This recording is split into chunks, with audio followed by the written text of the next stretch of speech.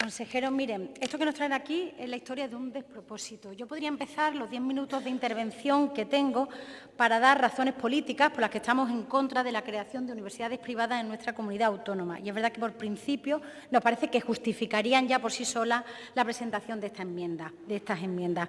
Podría dedicar los 10 minutos a hablar de cómo las universidades públicas se sienten abandonadas a su suerte, de la precariedad del personal investigador, sobre todo el más joven, que muchas veces no alcanza ni siquiera el SMI. Podríamos hablar de la conversión del profesorado de la pública en burócratas, porque cada vez son más y más las tareas administrativas que se nos requieren y que nos alejan de la auténtica función docente e investigadora.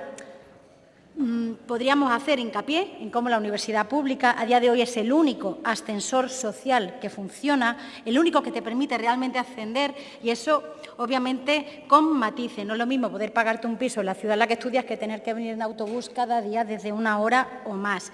Pero en el fondo, a pesar de las consabidas dificultades añadidas que entraña proceder de una familia humilde, la universidad pública tiene algo mágico, y es que iguala con independencia del código postal o del dinero, del saldo de la cuenta corriente de tu familia. Podría hablarle de todo eso, pero no lo voy a hacer porque me parece que las cuestiones jurídicas son de tanta enjundia que no tiene sentido hablar de otra cosa. Porque existen razones de fondo para que esta enmienda prospere. Se lo digo de verdad, señor consejero. Usted ha dicho muchas veces, y me dirijo ahora a usted, que el procedimiento de creación de las universidades está arreglado y que, por tanto, desde la Junta de Andalucía no se podía más que ir cumpliendo los trámites para su presentación, que no hay margen de maniobra, pero claro, lo que habría que hacer, entiendo, en el procedimiento administrativo que se inicia una vez que se presenta la solicitud, es asegurarse que se cumple la normativa, por un lado la estatal, de obligado cumplimiento, y por otro lado, todo lo que tiene que ver con nuestro Estatuto de Autonomía y, sobre todo, lo previsto en la Ley Andaluza de Universidades.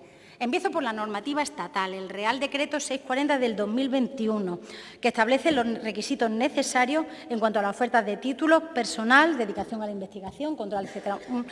Un reglamento bastante detallado en cuanto a las exigencias, que lleva por nombre creación, reconocimiento y autorización de universidades y centros universitarios y acreditación institucional de centro universitario, es decir, el objeto de lo que estamos ahora viendo. En su artículo 5 detalla de manera muy nítida, sin problema alguno, que hay que tener como mínimo una oferta de enseñanza conducentes a 10 títulos oficiales de grado, 6 de máster y 2 de doctorado. En cuanto nos ponemos a analizar los proyectos tanto de la Universidad UTAMED como la CEU Fernando III, vemos que aquí hay un problema y decimos, ¿por qué? ¿Cómo puede ser que en el requisito más mínimo y más obvio se cumpla?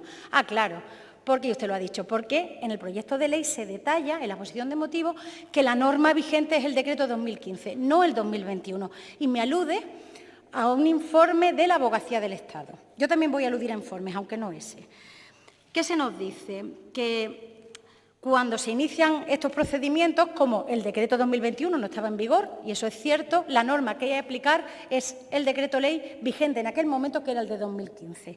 A mí es eso algo que, como mínimo, me resulta cuestionable, pero digo, vamos a irnos a la norma origen que establece cuál es el derecho transitorio, que es el derecho que hay que aplicar en los procedimientos administrativos.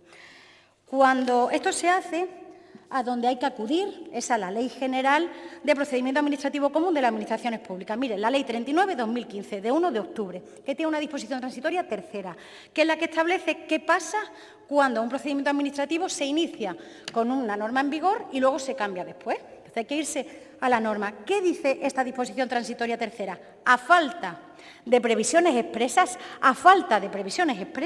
establecidas en las correspondientes disposiciones legales y reglamentarias, bla, bla, bla, las cuestiones de derecho transitorio se resolverán de acuerdo con los principios establecidos en los apartados anteriores, entre ellos, y es a lo que ustedes se acogen, a los procedimientos ya iniciados antes de la entrada en vigor de la ley, no les será de aplicación la misma, rigiéndose por la normativa anterior. Pero es que se han comido la coletilla fundamental, que es la primera frase, a falta de previsiones expresas. Cuando uno mira esto, ¿qué es lo que tiene que hacer? Acudir al decreto de 2021 y ver cuál es su régimen transitorio, porque si no lo hubiera, tendríamos que aplicar el decreto de 2015. Pero es que tiene régimen transitorio, y el régimen transitorio dice otra cosa. Establece 3 puntos en concreto, que son muy claros. Uno, qué hacer con las universidades ya creadas y reconocidas, que en nuestro caso se hace con un único acto, que es la aprobación por ley por este Parlamento, universidades creadas y reconocidas pero no autorizadas, que puede pasar porque la autorización es posterior y se hace por un decreto del Consejo de Gobierno en un plazo de 6 meses desde que se pide, o bien a universidades que ya son autorizadas, pero conforme a la regla anterior no tienen la oferta de título ni el resto de requisitos que se piden. Podemos entenderlo. ¿Qué pasa? Eso no significa el absurdo de que si la universidad no ha sido ni creada hay que aplicar el decreto posterior. Si es que ahora mismo estas dos universidades no existen. ¿Y por qué no existen? Porque el reconocimiento y la creación se produce por ley de este Parlamento. Entonces, usted me argumentaba que se había... y se habla todo el tiempo, los antecedentes de un informe de la Abogacía del Estado. No lo pongo en cuestión, pero es que hay que irse también a informes de entidades todavía más serias como la del Consejo de Estado. El Consejo de Estado analizó las disposiciones transitorias de derecho transitorio de este decreto 2021. ¿Y saben qué hizo?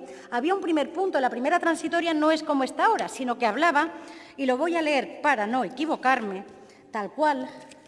Decía, las universidades y sus centros universitarios que se crean o reconozcan una vez que este Real Decreto haya entrado en vigor, tendrán un plazo máximo de 5 años para cumplir con los requisitos, bla, bla, bla. Es decir, había una transitoria que establecía lo que ustedes han aplicado, pero era un borrador. Cuando la universidad se crea o reconozca, que es el primer acto jurídico que existe con respecto a una universidad privada, el primero, por ley. Cuando estas universidades se crean o reconozcan y ya esté en vigor este decreto, tendrán 5 años. ¿Y qué dice el Consejo de Estado? Que qué barbaridad es esa. Si las universidades no están ni creadas ni reconocidas, lo que hay que aplicar es el derecho vigente. El derecho transitorio solo sirve para las universidades creadas y no autorizadas, o creadas y autorizadas, pero que están rigiéndose conforme a la normativa anterior. Obviamente hay que dar un periodo de 5 años para la adaptación. No tiene ningún sentido jurídico el otorgarle el aplicarle el régimen de 2015 y entienda nuestra desconfianza porque solo puede obedecer a criterios políticos. Y no sé si han planteado la posibilidad qué sucede si alguien recurre esto ante el Tribunal Constitucional, porque es que no se está aplicando el derecho en vigor ahora mismo. Y de verdad que no entiendo. Yo he visto todos los informes, no es verdad que todos los informes digan que esto es así, porque la mayoría lo que dicen es que el decreto 2021 es muy claro. Me gustaría leer tal cual lo que dice el Consejo de Estado, no yo, el Consejo de Estado. Dice, precisamente, toda universidad o centro que se crea o reconozca tras la entrada en vigor de la norma proyectada, se crea o se reconozca, lo que vamos a hacer nosotros por ley. Se creará o reconocerá atendiendo a las previsiones de la nueva norma reglamentaria, por lo que para su creación o reconocimiento los órganos legislativos correspondientes nosotros deberán tener en cuenta lo en ella establecido. Es decir, y repito, estoy hablando por el Consejo de Estado, para universidades o centros que no existen, como estas, en el momento de dicha entrada en vigor, la creación o el reconocimiento deberá otorgarse por el Poder Legislativo correspondiente atendiendo al derecho vigente en la materia y solo si los cumplen podrá, en su momento, otorgarse la correspondiente autorización de inicio de actividades académicas. Y luego, además, claro, uno dice, ¿y por qué se hace esta chapuza? Discúlpeme, vamos a ver los requisitos de una y otra. Y es que, claro, hay un cambio sustancial en los criterios, en los requisitos necesarios para crear una universidad. ¿Con el decreto 2015 o con el decreto 2021? A nosotros nos gustaría que, si vamos a ampliar la oferta universitaria, que ahora mismo está conformada por 10 universidades públicas y una privada por 2 nuevas, se hagan conforme, como mínimo, cumpliendo el derecho vigente, como mínimo, pero que además se atienda a estándares de calidad. Ya le he dicho que no iba a pasar esto en nuestro posicionamiento político, que sabe que es a favor de la pública. Es que creo que jurídicamente no es sostenible por un Gobierno serio, que además tiene una mayoría holgada absoluta, hasta el punto de que pueda hacer lo que estime oportuno, presentar una norma que no se ajusta. ¿Y sabe qué sensación da? Da la sensación de que cuando se tuvo noticia, eso es una sensación porque no lo sé, cuando se tiene noticia de que se van a endurecer las condiciones, se presenta planteándose que se puede hacer la trampa de acogerse a requisitos que son mucho menos ambiciosos. A mí me gustaría saber qué ganamos incumpliendo una norma estatal que sí estarán cumpliendo otras comunidades autónomas y que nos asegura que nuestro sistema universitario, conformado por público y ahora también por 2 universidades nuevas privadas, es más riguroso y atiende a unos cánones de calidad que nosotros pensamos que también nos merecemos como en otras comunidades autónomas. Muchas gracias.